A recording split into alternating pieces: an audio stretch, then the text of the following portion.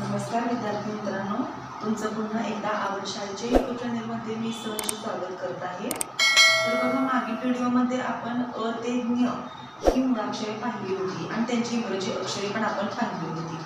तर आज आपण या व्हिडिओमध्ये क ते ज्ञ पर्यंत आपण अक्षरे पाहणार आहोत। तत्पूर्वी मित्रांनो, व्हिडिओ पूर्णपणे पहा आणि जर चॅनलला अजून सबस्क्राईब केलं नसेल तर चॅनलला प्लीज सबस्क्राईब करा। मी तुम्हाला क ते ज्ञ मुळाक्षरे झाल्यानंतर पुढील म्हणजे शब्द कसे तयार करायची हे शिकवणार आहे। सुट्टीमध्ये मुलांना याचा खूप उपयोग होणार आहे, त्यामुळे हा व्हिडिओ शेवटपर्यंत बघा। क चं इंग्रजी अक्षर काय असतं? क चं इंग्रजी अक्षर असतं के। त्यानंतर ख चं इंग्रजी अक्षर असतं KH। ग चं इंग्रजी अक्षर असतं G।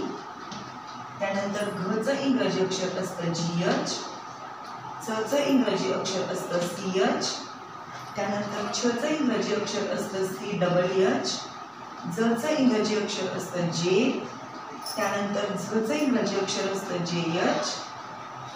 त्यानंतर आहे ट चं इंग्रजी अक्षर आहे T। त्यानंतर आहे ठ चं इंग्रजी अक्षर आहे TH। त्यानंतर आहे ड चं इंग्रजी अक्षर आहे D। त्यानंतर आहे ढ चं इंग्रजी अक्षर आहे DH। त्यानंतर आहे न चं अक्षर आहे N। त्यानंतर त चं अक्षर आहे T। त्यानंतर आहे थ चं अक्षर आहे TH। त्यानंतर आहे द चं अक्षर आहे D। त्यानंतर आहे ध चं अक्षर आहे DH। त्यानंतर आहे न चं अक्षर आहे N। त्यानंतर आहे प चं अक्षर आहे P। त्यानंतर आहे फ चं अक्षर आहे PH। त्यानंतर आहे ब चं अक्षर आहे B। त्यानंतर आहे भ चं अक्षर आहे BH। त्यानंतर आहे म चं अक्षर आहे M। त्यानंतर आहे य चं अक्षर आहे Y। त्यानंतर आहे र चं अक्षर आहे R। त्यानंतर आहे ल चं अक्षर आहे L। त्यानंतर आहे व चं अक्षर आहे V। त्यानंतर आहे श चं अक्षर आहे SH। त्यानंतर हा दुसरा षटकोश, त्याचं पण अक्षर SHच येतं। त्यानंतर आहे स चं अक्षर आहे S।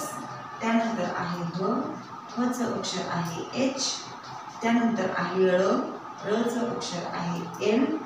त्यानंतर आहे श चं अक्षर आहे KSH। त्यानंतर आहे त्र चं अक्षर येतं T आणि R।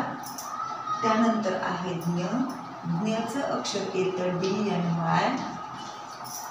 त्यानंतर आहे या श्रला आपण SHR हे अक्षर देऊ शकतो।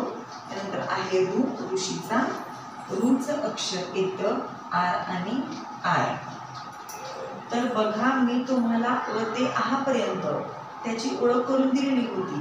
त्यामध्ये काना, मात्रा, वेलांटी, उकार सगळं तुम्हाला ओळख करून दिलेली आहे। आता ही मुळाक्षर आपण क ते ज्ञ पर्यंत पाहिलेली आहे। हे पण तुम्ही फक्त पाठ करायचे आहेत मुलांनो। ही अक्षरे फक्त पाठ करायची आहेत आणि हे जर तुम्हाला आलं तर तुम्हाला कोणतंही नाव द्या, कोणत्याही गावाचं नाव द्या किंवा मुला-मुलींची नावं द्या, तुम्हाला सहजपणे ते अक्षर तयार करता येणार आहे। त्याचं स्पेलिंग तुम्हाला लिहिता येणार आहे।